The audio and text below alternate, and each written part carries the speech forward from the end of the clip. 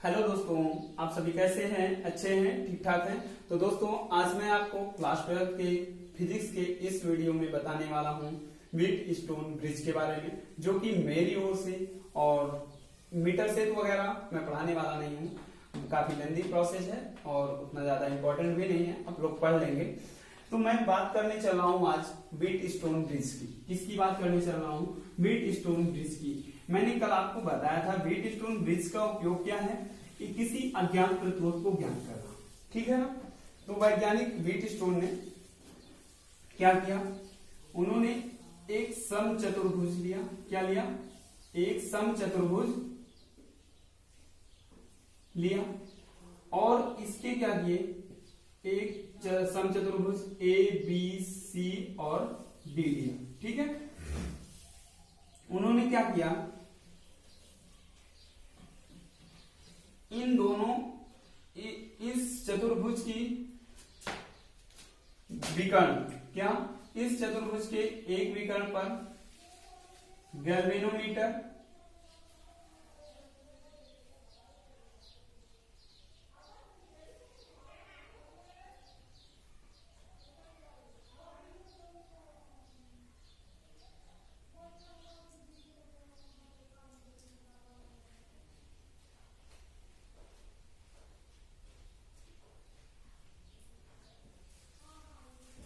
ठीक है, एक विकर्ण पर गैल्वेनोमीटर तथा कुंजी लगाई और दूसरे विकर्ण पर ए और सी के बीच, ए और सी के बीच यहीं पर लगा दो चाहे, या ए व सी के बीच इन्होंने क्या किया? एक सेल लगाया, सेल तथा एक कुंजी लगाई। क्या लगाई?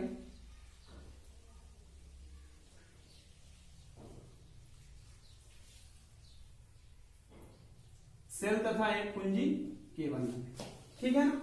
ये कुंजी हो गई और एक ये कुंजी हो गई, सेल हो गया। क्लियर? समझ में आया ना? चलिए, अब इन्होंने क्या किया? इन चतुर्भुज की, इस चतुर्भुज की चारों भुजाओं पर एक प्रतिरोध की परिकल्पना की। क्या की? इनमें चारों भुजाओं पर एक प्रतिरोध रख ली। मान लेते हैं कि इन प्रतिरोधों के नाम है P,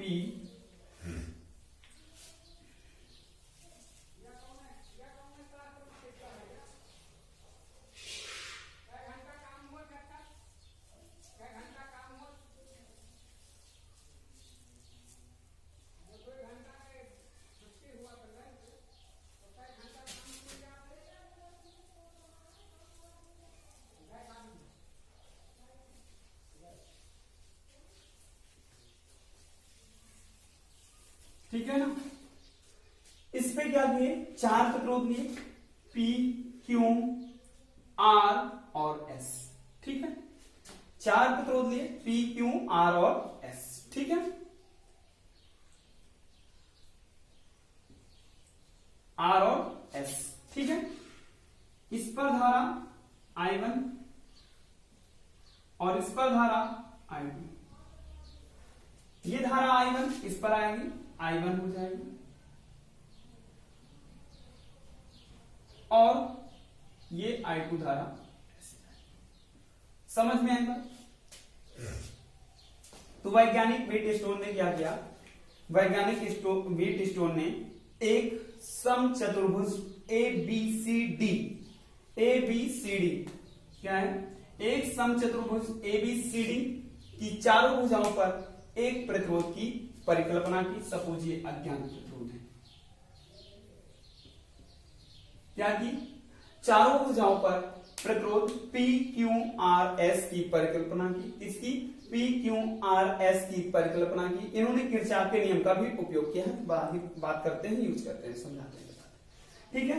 तथा इस चतुर्भुज की एक विकर्ण BD पर गैल्वेनोमीटर तथा गैल्वेनोमीटर लिख दे, गैल्वेनोमीटर तथा कुंजी K2 लगाए। दूसरी विकर्ण A व C के बीच इन्होंने एक सेल तथा कुंजी लगाई। क्या लगाए? कुंजी लगाई। तथा इन्होंने इन प्रतिरोधों को इस प्रकार, चारों भुजाओं पर इन प्रतिरोधों को इस प्रकार समायोजित किया कि धारामापी गैल्वेनोमीटर, ठीक है, धारामापी तथा प्रतिरोधों के बीच कोई विक्षेप ना हो, धारामापी तथा प्रतिरोधों के बीच कोई विक्षेप ना हो, कोई विक्षोभ ना होने पाए, ठीक है। इन्होंने संतुलन अवस्था में रखा। तो चलें आइए हम लोग बात करते हैं संतुलन अवस्था में। लिख लेंगे ना बात सारी।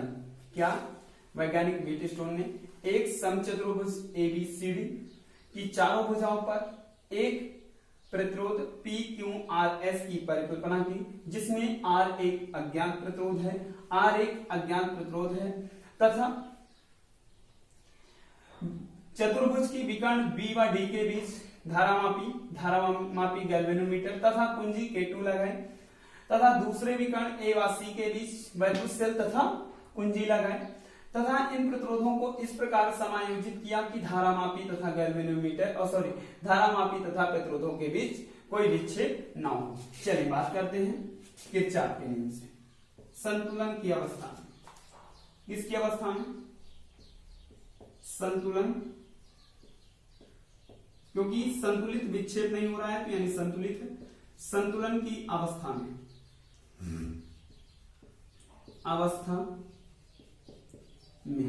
क्या होगा? विद्युत वाहक बल का मान 0 होगा।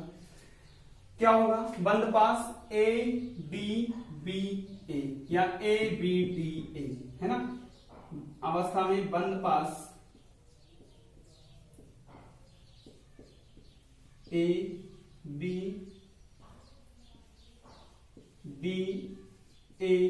में ध्यान दे दोस्तों।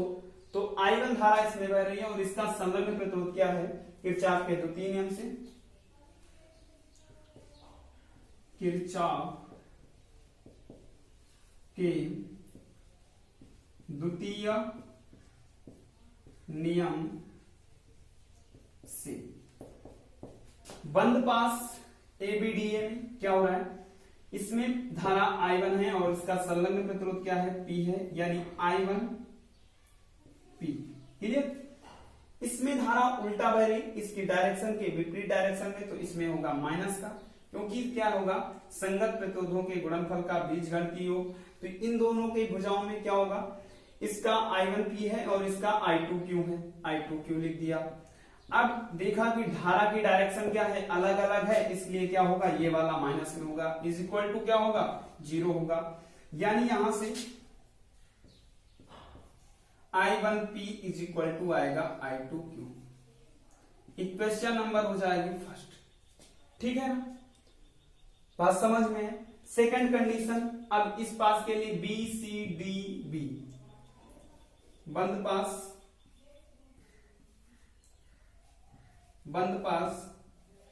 BCDB में क्या हो जाएगा?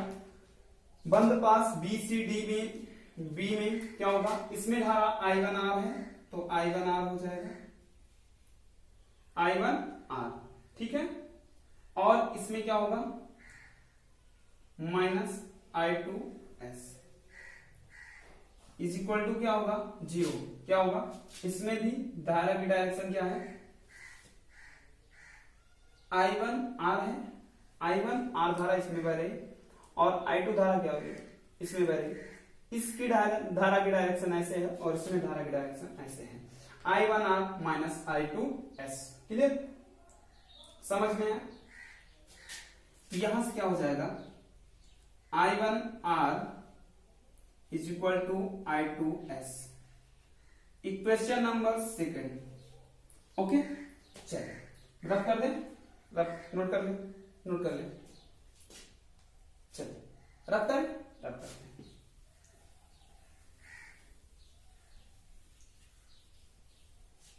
अब by equation first and second we obtain equation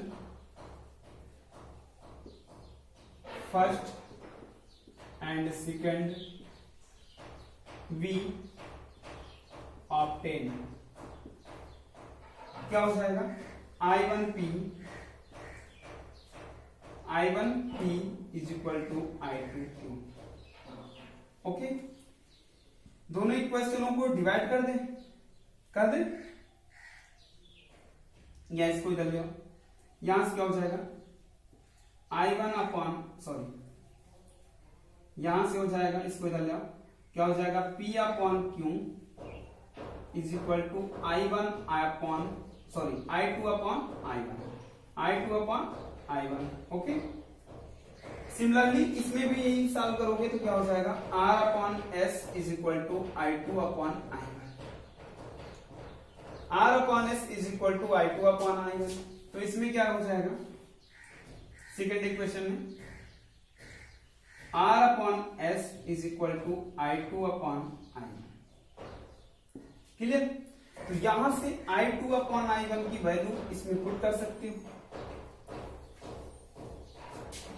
क्या हुआ P upon Q is equal to R upon S। P upon Q is equal to R upon S।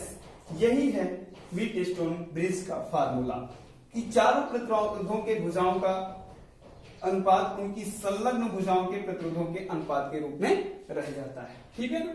क्या हुआ, वैज्ञानिक व्हीटस्टोन ने इन प्रतिरोधों को इस प्रकार समायोजित किया कि धारामापी तथा प्रतिरोध के बीच कोई भी विक्षेप न हो पाए, तथा इन प्रतिरोधों को इस प्रकार समायोजित करने के पश्चात इन्होंने निष्कर्ष निकाला कि किसी चतुर्भुज की संलग्न भुजाओं पर क्या अर्थात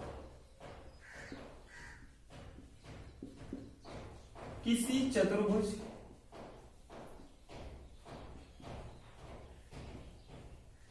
की संलग्न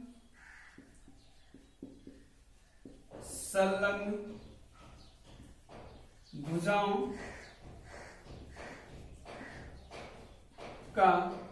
के प्रतिरोधों का अनुपात क्या होता है, बराबर होता है। का अनुपात बराबर होता है। संलग्न भुजाएं मतलब होता है जुड़ी हुई भुजाएं। ठीक है ना? मैथ जानना जरूरी है भैया फिजिक्स पढ़ने के लिए। ठीक है ना? बराबर होता है।